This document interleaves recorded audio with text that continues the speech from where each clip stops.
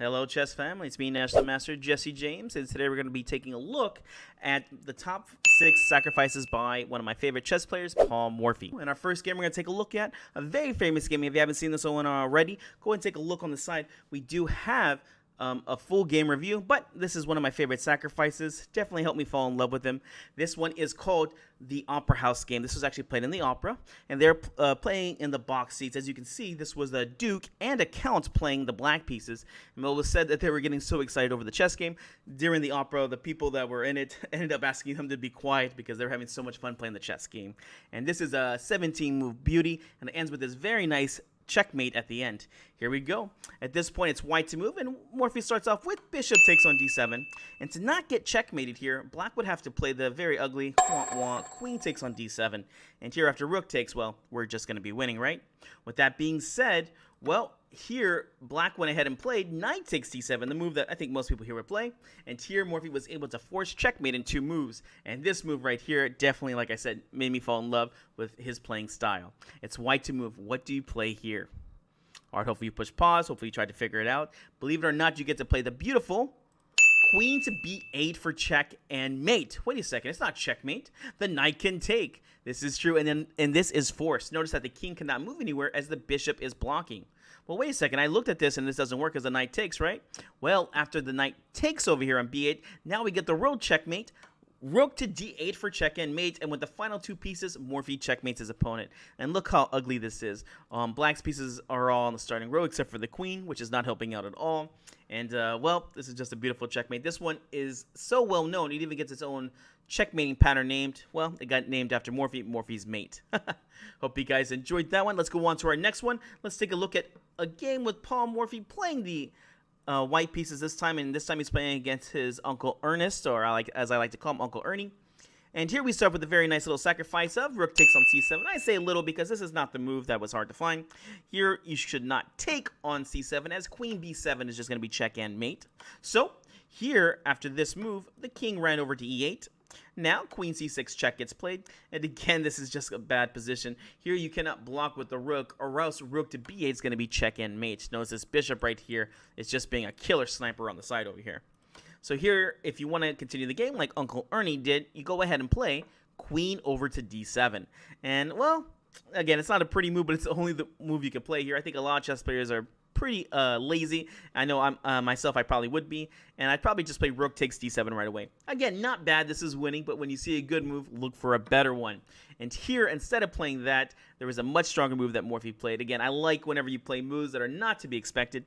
Here, some people are looking at queen takes d7 check, and this actually will lead to checkmate also. But here, the move I like the most, the move that Morphy played, was rook over to b8. Oh my gosh. And here you might be asking, what's the threat here? Can't I just take the rook? You're more than welcome to, as it stops defending the queen. Now it's going to be checkmate. Notice right now, we're even threatening checkmate of queen takes d7 because the rook is being pinned. And wait a second, can't I just take the queen over here? This is exactly what happened. The queen took queen, and here you realize, well, I shouldn't take back on c6, as rook over to d1 is just going to be a checkmating idea, right? Well, first off, you can't take because you can't do it because you're in a pin. So here the rook would just take over here, and well, black's actually in a winning position. So what was the idea here? Believe it or not, it is still forced checkmate in 3 moves. Remember, if it ain't check, it ain't right. Here you get to play the beautiful rook over to e7 check, king f8, rook takes on d8, queen back, and now rook takes on e8 for mate. Look at this beautiful picturesque position. You're going to take him with either rook here, although I do like the idea of taking with these rooks because it looks like an impossible position here. All right, let's go on to our next one. Ooh, this one is definitely one of my favorite ones by Morphy. Here, Morphy is playing in the first American Chess Congress, one of the first big chess tournaments in America. Remember, Morphy is back from the 1800s here, and so because he's back from the 1800s, this is played in 1857, there was no chess clocks, right? At least they might have had clocks back then, but they weren't using them for chess at this point. And so a lot of games here were being played just by taking turns, and since there was no time limit, well, they would go ahead and people would go ahead and just try to wait out their opponent. With that being said, people try and take the longest on each move that they could. Morphy was known to play very fast. In fact, it is said that this combination you're about to see was the move was made in only 12 minutes, which is just amazing because as you're going to see the combination, it is very thorough. Well, let's take a look at the position real quick. White played queen a6 for a reason here. And the queen was on a4, but it went to a6. Why did he go a6? Well, Black had just played, or Morphy had just played rook over to e8, threatening a checkmate of queen takes on f1. And you can see here, if the king did take on f1 back, we have rook e1 for checkmate. Not a very hard combination to see here, right? But that was the reason why the queen went to a6 right here, so the queen could take back. And if you play rook e1, it's actually white who's better now. We'll play d4 here, and then we'll play the bishop to e3, and now white's just in a better position because look at this terrible endgame with this terrible pawn structure. With that being said, here Morphy is able to find the correct move here, and he goes ahead and plays this amazing move. If Morphy made this move, I'd fall out of my chair. He goes ahead and plays queen takes on f3. Dear Lord, a queen for a bishop. This is a beautiful combination. Yes, all right, let's just go and continue because I don't think there's anything much else to say there. Here, the pawn must take back because how could you not take a queen? And here the combination goes rook g6 check, king over to h1, and here bishop h3, again threatening a checkmate. And here you have to play this very, very carefully. If you play rook g1, like I just will stop the check, well, now you get checkmated with rook takes g1, king takes, and then rook over to e1 for mate. Okay, where does the rook go then? I guess I can move it to d1. The rook actually did go to d1 as it's the only square to move to. You can't go to e1 because the rook just takes. And we're threatening a simple checkmate of bishop g2 check, king g1. Bishop takes on f3 here for checkmate. So here the rook went to d1. And here there actually is a forced mate that Morphy unfortunately missed. He did get to a winning position either way. But he went ahead and played bishop g2 check, king g1, bishop takes on f3 check, king f1, and here Morphy missed the move and played bishop g2 check. Now I do want to point out real quick here, do not play bishop b2 check, as white is more than happy to sacrifice material back so they're in the winning position. Notice white's up a rook and there's no more good checks here. Here the mate Morphy missed was actually to play rook over to g2 right here instead, and this will actually lead to a checkmate in 3 here. Crazy enough. It's actually pretty amazing to me that Morphy would miss such a simple mate. With that being said, he's able to win the game quite easily. Bishop g2 check, king g1, bishop h3 check, king h1, bishop takes on f2, and here with this move now he's threatening bishop g2 for checkmate, and here there's only one move here for white. White must sacrifice the queen back, queen over to f1, bishop takes, rook takes, and here the game ended pretty fast. Rook e2, rook a1, rook h6. The idea is to now put pressure on this h2 pawn. This is the new weakness. Here we go. d4, a nice move for discovery against the rook.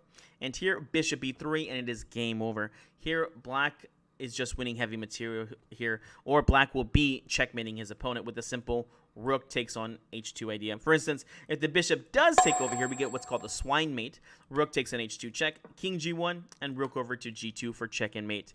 There was a way to stop it, but like I said, white would have to give up at least a rook there, and giving up a rook is, in chess at least, for strong players, enough to just resign or give up in. All right, on to our next one. Here we go. It's black to move, or it was white to move, and we're playing against Edward Bird, the bird opening over here. For those of you guys know it, pawn to f4, and Morphy's known for being a strong kingside attacker. I mean, if you could take a look already, white hasn't even castled yet. Morphy has already placed all his pieces on this best diagonals over here. These are wonky diagonals, but black is just already won on the king side. So white makes a reasonable decision, decides to castle queen side, right? And here Morphy says, you know what, you are not escaping me, and he finds this beautiful combination to bring the queen over to the queen side and then get a very easily winning position yet again. All right, it was black to move. He went ahead and played rook takes on f2. If you don't take back, you're just losing. So bishop takes. And now here's the move that I just really love. A very cool sacrifice. It's black to move. What do you play here to bring the queen over to the queen side? All right, hopefully you see it. You get to play this very nice idea of queen over to a3. Dear Lord, is that just a free queen? Don't we just take? You're more than welcome to take, as bishop takes on a3 is just check and mate. Because of this checkmating threat and the queen coming in here so strong, white can only play something like pawn c3, queen takes on a2, pawn to b4, and here Morphy was able to break through. Check, king c2, check, king b2, and bishop takes on b4. After pawn takes, rook takes, white had nothing better than to sacrifice the queen. Queen takes, and Morphy went on to win a very nice game. All right, on to our next one. Here we go. This one was against Napoleon. I hope I pronounced the last name, Mark. That's definitely not the Napoleon Bonaparte that you guys are probably thinking of. This is a different Napoleon, I guess named after him. And, well, it was black to move here. White just moved the queen over to c2. It looks like an innocent move. Looks good. White's trying to play knight takes on c3 and then just get back into the game. Unfortunately for him, This is my favorite sacrifice of Morphy, or my favorite combination by him. Here he plays the beautiful knight to d4, a simple looking move. The knight attacks the queen. You have knight e2 check ideas. Maybe play pawn c2 here. And then white makes this wah move of queen to e4. And now is the most beautiful move I've ever seen for Morphy. It's black to move. If you can figure this one out, then kudos to you. But it's black to move. What do you play here? In this position right here, Morphy found the beautiful knight to g3. Definitely reminiscent of Marshall's same sacrifice, which was on g3 also. And I think he played queen g3. Morphy plays knight g3. And this is so beautiful right here. And you're probably asking yourself, well, what's the threat here? Can't I just take the knight? Well, be careful. Whenever the knight moved, the queen is now left unprotected. So any way that you take, 1, 2, 3, the queen will just take the queen. Well, you're saying, well, this is a simple solution. I'll just trade queens, and then after he takes back, then I'll just take the knight. Not so fast. Here we get to play knight to e2 for a beautiful double knight checkmate. Wait a second. There's got to be something, some way out of it. Unfortunately, there is not. If you try to move the queen somewhere else, the knight will still come to e2. Let's just say the queen went to e3. The knight still comes to e2 here, and, well, you're going to have to sacrifice your queen for the knight. And then you get to win a piece, and eventually it's going to be forced checkmate here in 5 anyway. So this is definitely one of my favorite moves. The knight going to g3, a beautiful sacrifice. All right, time for our last one, and definitely one of my favorites. Definitely not my favorite, but one of my favorites. Here on this position, white is playing against a very popular player. It's his name is NN, also known as Not Known. Definitely one of his victims here. This is one of the most impressive parts about this, is that this was actually a blindfold game. So Paul Morphy is doing a blindfold simul. He's playing multiple people, but he's not looking at the game. So here, at this position, Morphy played e takes on f5. Okay, that's a good move. Queen over to f8. And, well, it's white to move. What's the move here? One of Morphy's brilliant sacrifices here to win. And here, apparently, this was the top move by the computer you play. Rook to e8. Okay, we're going to do some explaining here. Why does this move work? All right, well, if you don't take back, you're just losing. So here, the queen took on e8. And the reason why we did this is because we wanted to leave this rook unprotected by the queen. You're saying, well, the pawn already defends the rook. Why is this important? Well, here we get to break through with the beautiful queen takes on f6. And notice that the pawn cannot take back because a bishop takes f6 is actually check and mate. Okay, so after queen takes on f6, black really just has nothing going on here. In the game, he went ahead and played queen e7, which led to another brilliant move here. It's white to move. There's actually many ways to win here. Feel free to push pause if you want to. See if you can find at least one way to win this position. All right, hopefully you found a few different ideas. Well, one of the easy ones I like to tell people is queen takes on e7, knight takes, and then you have the beautiful rook e1 for the back rank checkmate. You can even play the beautiful pawn to f6 here, attacking the knight and threatening checkmate yet again. Although, well, in the game, I love the way Morphy finishes this off. I mean, he's definitely playing for the crowd here. He doesn't need to do this, but why not? He goes ahead and plays queen takes on g7. Dear Lord, what is wrong with this man? And here, well, there's only one move for black. He must go ahead and take. And what was the follow-up here? Pawn to f6, dear Lord. And there's no good square for the queen to move to. The queen goes to f8. You get this beautiful checkmate here. Pawn f7 check because of the discovery of the bishop for the king. Queen goes to g7, and now you get this very nice idea, rook to checkmate. Yes, you could have made a queen, but when you can under-promote, it looks a lot cooler. Remember, when you're playing chess, you want to look as cool as possible. So, in the game, black saw this idea, and he just went ahead and played queen takes g2. The game ended up finishing a little bit later on. Morphy did win this pretty nicely. All right, guys. Well, hope you guys enjoyed this. I went over 6 of my favorite sacrifices by Morphy for checkmate. Did I miss one? Do you know another one I should be adding to this? Please let me know. Well, guys, I'll see you in the next video.